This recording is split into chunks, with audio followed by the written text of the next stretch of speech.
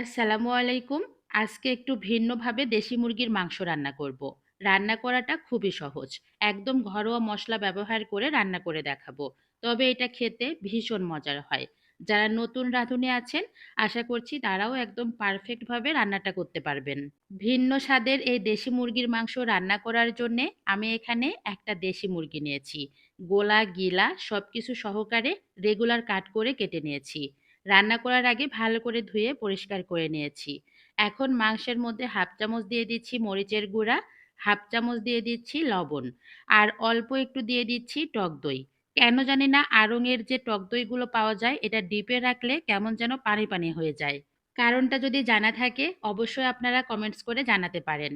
মশলার সাথে মাংস ভালো করে মাখিয়ে আমি ৩০ মিনিটের মতো রেস্টে রেখে দিব। এই ৩০ মিনিটের মধ্যে বাকি মশলাগুলো রেডি করে নিয়েছি। ২টা টমেটো বেটে নিয়েছি, মটরশুঁটি বেটে নিয়েছি আর সাথে গরম মসলা বেটে নিয়েছি।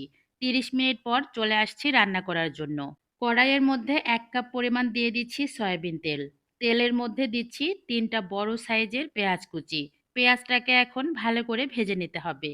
পেঁয়াজের কালারটা যখন একটু চেঞ্জ হয়ে আসবে, এখন এখানে বেটে রাখা টমেটো দিয়ে দিচ্ছি। এরপরে দিয়ে দিব মটরশুঁটি বাটা। এরপর দিয়ে দিচ্ছি এখানে গরম মসলা বাটা। আজকের রান্নায় আমি সবকিছুই বেটে ব্যবহার করেছি।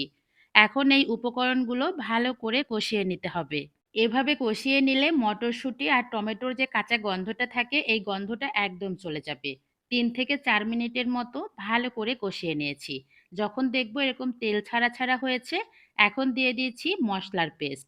আমি এখানে আদা, রসুন, জিরে বাটা, ধনিয়া গুঁড়া, হলুদের গুঁড়া, মরিচের গুঁড়া, স্বাদমতো লবণ দিয়ে মশলাটা তৈরি করে নিয়েছি। মশলা কষিয়ে নিব মোটামুটি ৩ থেকে ৪ মিনিটের মতো।